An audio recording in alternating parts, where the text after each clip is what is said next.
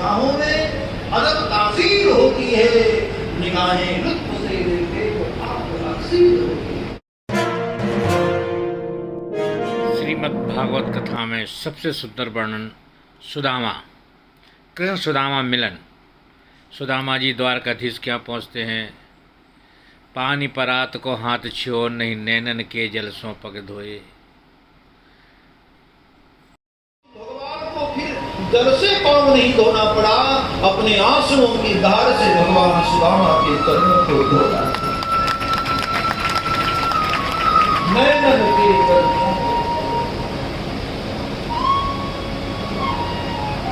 क्या उड़ाता है मेरे प्रभु, कब आ गया कौन होगा ऐसा दयालु। सुदामा के चरणों को भगवान ने अपने आंसुओं से प्रक्षालन किया। बाद में 56 प्रकार के व्यंजन बनाए हैं माताओं ने। सुदामा जी को स्नान करवाया, कहा तुम्हें फटी हुई धोती उतारो, ये लो मेरी पीताम्बरी पहनो, नए कपड़े पहनो, ये फटी हुई धोती उतारो। सुदामा को भगवान ने अपनी पीताम्बरी पहनाई और 56 प्रकार के व्यंजन की थाल सामने लेकर अपने आसन पर बिठाकर भगवान बड़े प्यार से भोजन कराया।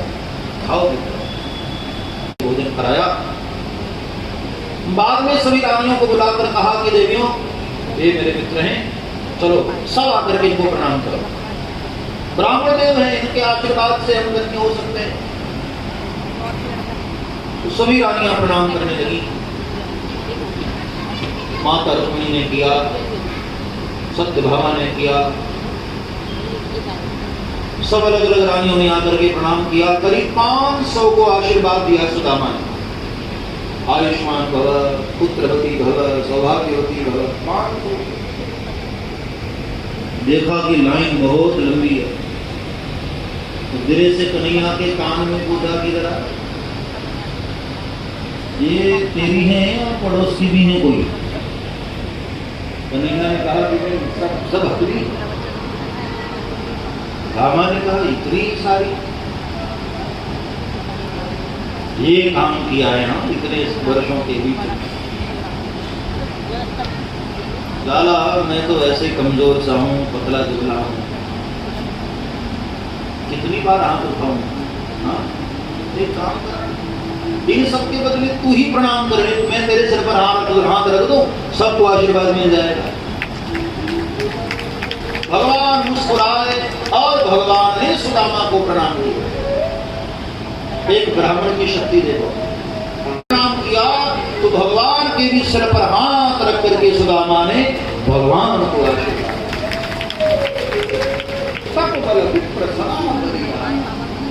जो तपस्वी ब्राह्मण है सदैव पावरफुल होता है, भगवान को भी आशीर्वाद देने का सामर्थ्य है। बाद में भगवान ने कहा कि अच्छा मित्र एक बात बताओ, बचपन में तुम बड़े संकोची स्वभाव के थे, शादी वादी किया कि नहीं। सुदामा बेचारे बड़े शर्मा गए, सर झुका लिया। शर्मा हो तुम यहाँ अपने ही हैं, बताओ। सुदामा ने कहा कि हाँ माता पिता के दबाव के कारण शादी करनी पड़ी, तेरी भाभी का नाम है सुशीला। भगवान ने कहा कि अच्छा मित्र, तब तो जरूर मेरी भाभी ने मेरे लिए कुछ भेजा होगा, बताओ क्या भेजा है मेरी भाभी श्री ने मेरे लिए। और सुदामा बेचारे बड़े संकोच में पड़े। 56 प्रकार का व्यंजन भोग लगाने वाला, मैं इसको चावल कैसे दूं। भगवान ने कहा मित्र सर बताओ। सुदामा ने बड़ी घुमाने की कोशिश की बातों को। अच्छा लाला ये सब बातें बाद में करेंगे, पहले एक बात बता, हम बचपन की यादें सब तुझे ताजा हैं या भूल गई।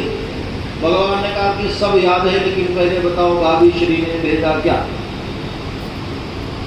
सुदामा ने सोचा बड़ा जिद्दी, एक बात को पकड़ देता है तो छोड़ता नहीं। अच्छा लाला तुझे याद है हम लोग जब गुरुकुल में पढ़ते थे, एक बार जंगल में लकड़ियां लेने गए और वहां भी चिंतित हो गई थी। प्रभु ने कहा कि हाँ सब याद है, पर मेरी भाभी श्री ने भेजा क्या? बार बार सुदामा बुलाने की कोशिश कर रहे और बार बार भगवान जिद पकड़ करके बैठ गए। तब भगवान ने अचानक सुदामा के हाथ से चावल की पोटली छीन ली और खोल कर जब भगवान ने देखा, पुनः द्वारिकाधीश फूट फूट करके रो।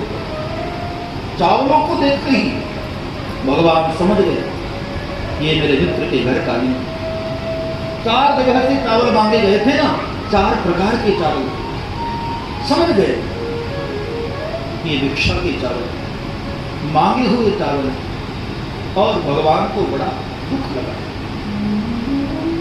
मेरा मित्र इतना गरीब, घर में खाने को नहीं है, भिक्षा से जीवन यापन करता। द्वारिकाधीश रोने और पहली मुट्ठी का चावल भगवान ने उठाया, भोग लगाया। धरती पर रहने वाले बड़े बड़े राजाओं को जो सुख मिलता है, भगवान ने वो सुदामा को प्रदान किया। दूसरी मुट्ठी का चावल भगवान ने उठाया, भोग लगाया और स्वर्ग में रहने वाले देवताओं को जो सुख प्राप्त होता है, भगवान ने वो सुदामा को प्रदान किया। और तीसरी मुट्ठी का चावल उठाया, अभी भोग लगाने ही वाले थे, माता रुक्मिणी ने हाथ पकड़ लिया, टहरो महाराज। असल में अब की बार लक्ष्मी को भी दासी बनाकर भेजने वाले थे। माता रुक्मिणी ने हाथ पकड़ लिया, ठहरो महाराज, अकेले अकेले भोग लगा लेंगे क्या? मुझे भी तो बताइए ना भाभी श्री ने क्या भेजा है। भगवान मुस्कुराए, लो देवी, ये मेरे मित्र के घर का प्रसाद है, बांट कर खाना। न प्रत्यक्ष भगवान ने सुदामा को दिया और ना ही सुदामा ने कुछ मांगा।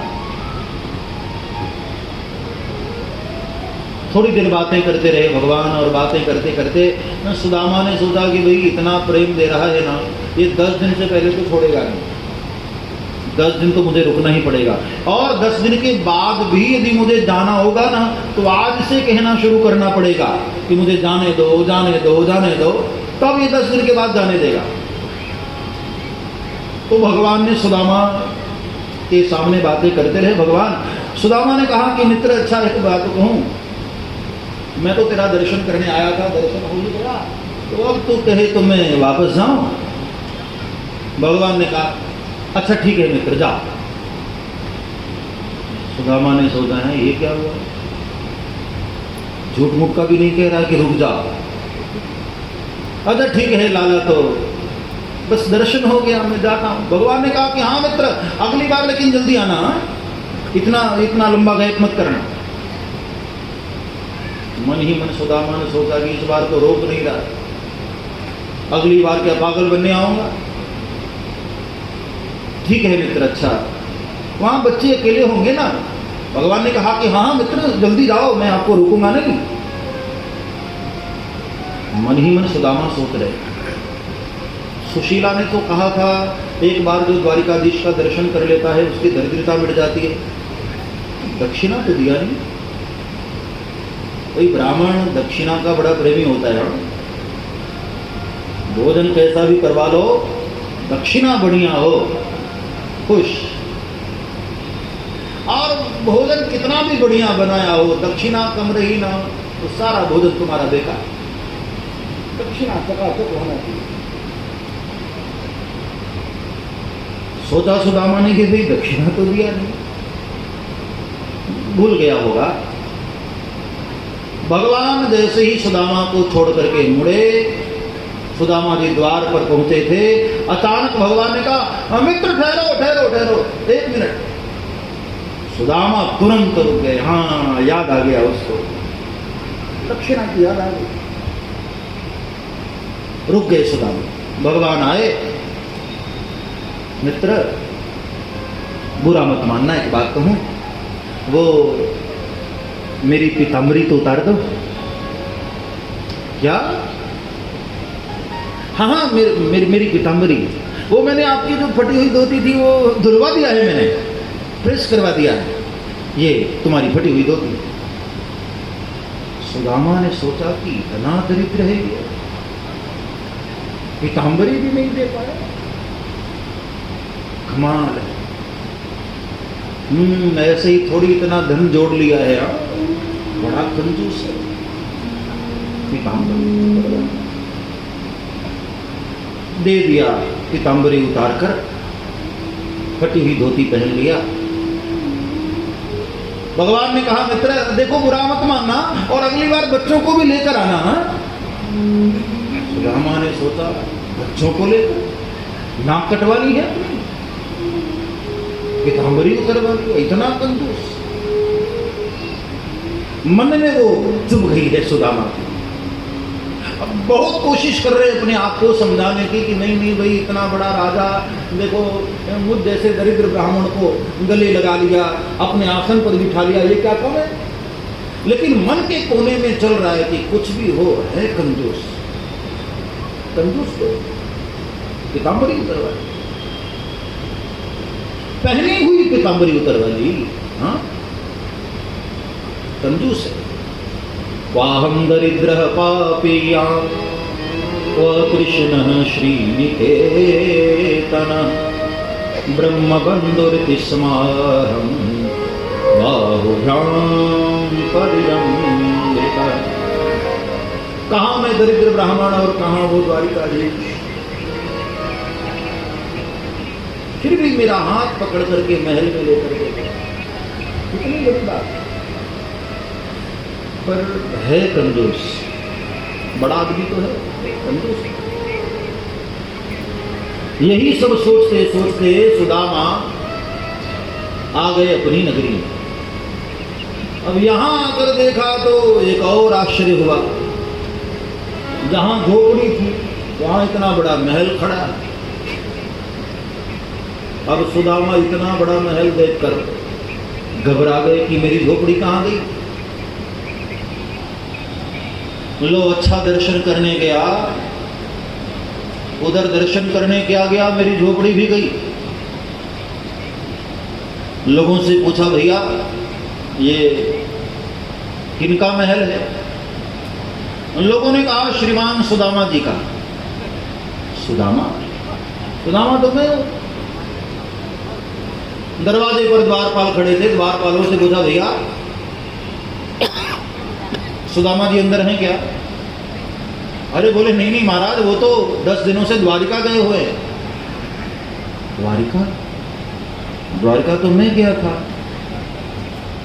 अच्छा शायद वही सुदामा नाम के कोई सेठ होंगे, पैसे वाले होंगे, हेलीकॉप्टर से जाते होंगे, अप डाउन करते होंगे।